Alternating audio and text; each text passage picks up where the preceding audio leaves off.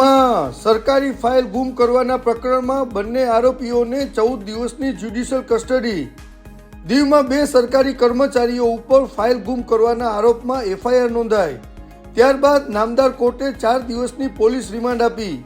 આ રિમાન્ડ પૂરી થતાં બંને આરોપીઓને કોર્ટમાં રજૂ કરતા નામદાર કોર્ટે 14 દિવસની જ્યુડિશિયલ કસ્ટડી આપતા આરોપીઓને અમરેલી જેલ હવાલે કરેલ છે.